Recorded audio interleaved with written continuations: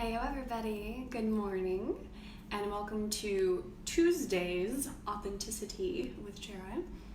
And if you didn't see the multiple emails and messages that went out, I'm announcing the topics ahead of time. Hopefully people will find the ones that they want to tune into and have a more clear experience. So today's topic is consent, and I brought this topic today because it comes up a lot in my life. It comes up a lot around authenticity. But I'm going to be going to an event tonight, where this space is really all about personal space, and I'm going to be a consent space holder, essentially. So I'm really excited about that. Really excited to offer some consent space holding for that event. And I just wanted to kind of bring up the stuff that comes up around consent.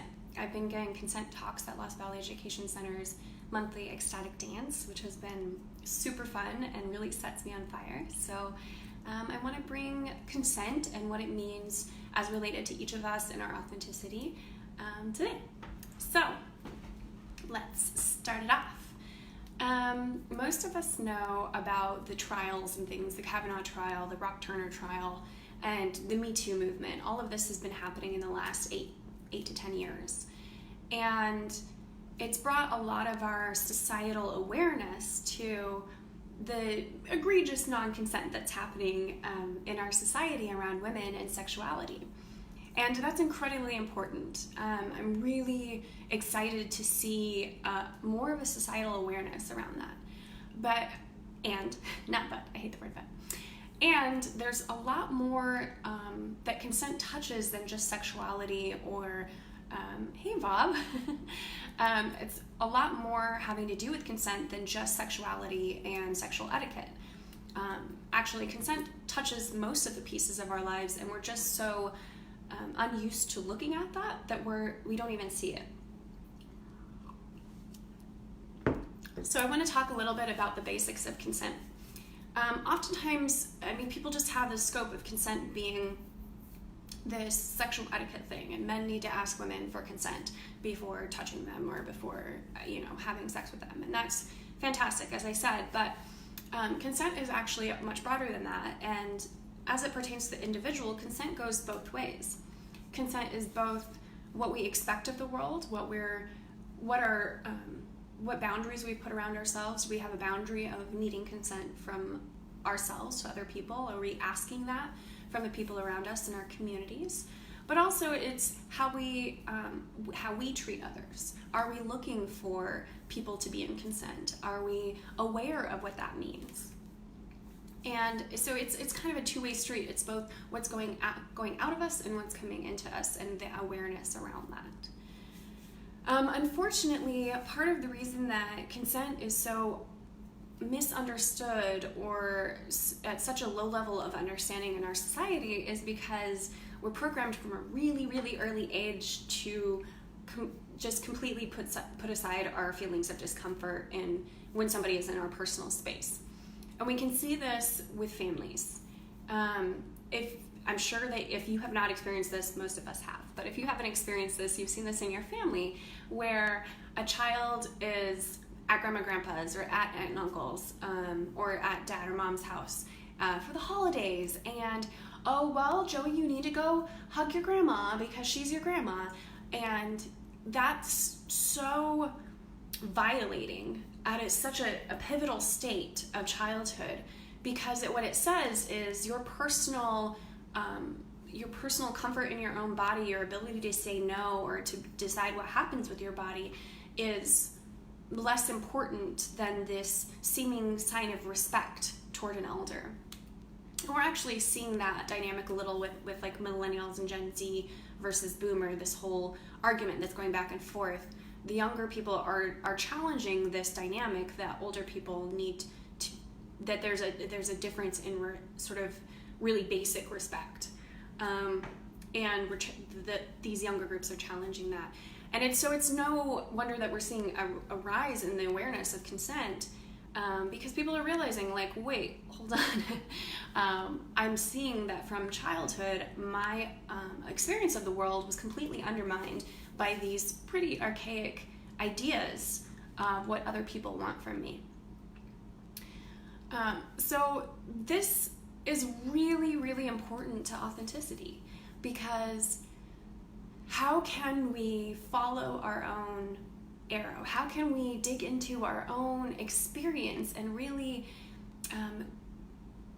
cultivate our authenticity if we don't even understand how to have boundaries, if we don't understand what somebody being in our space versus us not wanting to be in their space means? And it's interesting because this has been such a huge theme for me due to my traumatic background, that oftentimes I'll be in many situations and say, oh, well, consent is sexy, consent's important. And I was at an autism camp this last summer, and that came up a lot. And I think I was aware of it because people with autism don't always necessarily know how to communicate socially, like the social lubrication is not really there. And so it can be easy sometimes to be out of consent with somebody with neurodiversity, people who are either mentally delayed or have autism, because the normal social signs aren't there. And so I think I was more aware of it at that time. But I got a lot of flack from some of the different people of like, oh, really? Here it goes again. Big eyeball roll. And that's not an uncommon experience for me. I have a lot of people that are like, oh, here she goes again. But it's incredibly important. And for anybody who has felt uncomfortable in a situation and said, no, could you take a step back? Or no, I don't want that hug. Thank you so much, but not right now.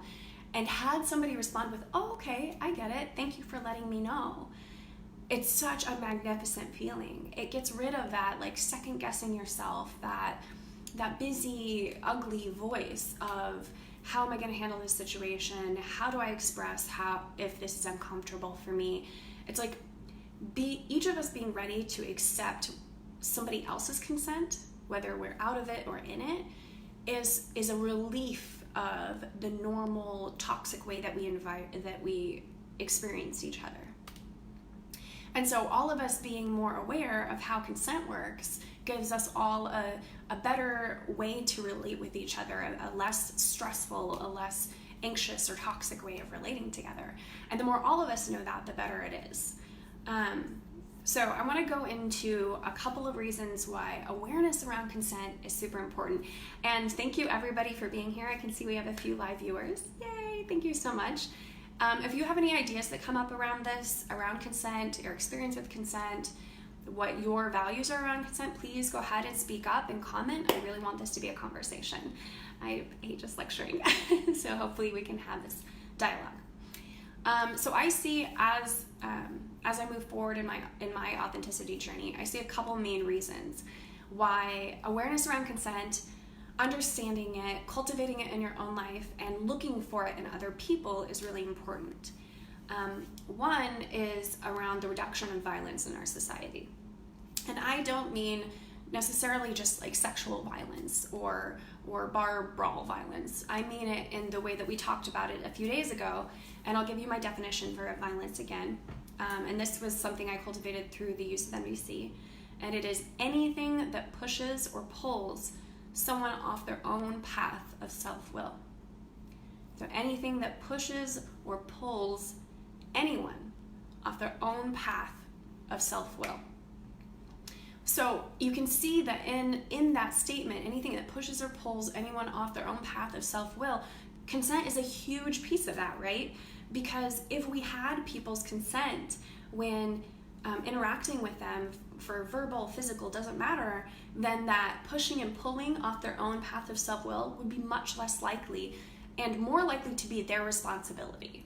So if they allow themselves to be pushed or pulled off their own path because they're not speaking their truth and they're not letting you know when you're out of consent, then that's on them. But when you're aware of asking for consent, when you're just expect that somebody will give you their consent or not, when you know to ask for that, you know to look for where there's consent and where there's not, both verbal and non-verbal, we reduce the amount of violence that we perpetrate on each other. We reduce the feelings of worry around whether our consent is going to be respected or not, because of that reduction in violence. So that is one good reason for looking for consent and cultivating it, is this reduction of violence. The more we all take responsibility, like recycling, right? The more we all recycle, the less trash there is. The more we all focus on consent and understand it, the less trashy violence there is all over the world, which is only going to make the human body, right, elevate and evolve. So the second reason is sort of linked to the first one. We are all experiencing this horrific violence, and it's not just one-to-one, actually. The one-to-one violence between humans, I think, is caused by the violence that we're experiencing from the systems that we're a part of in modern society. So this may be government, this may be schooling systems, that's a really big one, maybe family systems, community systems, just all of these portions of society that are very restrictive and top-down and about power dynamics. They all create this sort of violence in our lives. And therefore, the vast majority of us have experienced some sort of trauma. And we are having post-traumatic responses on a regular basis. And the more we learn about trauma and how it is in the body and how it shows up in our lives, the more we see this in literally everyone around us. Almost all of us have experienced some level of trauma in our lives. And consent is important to that, because when you have been traumatized, that means that your personal space, who you are, has been violated.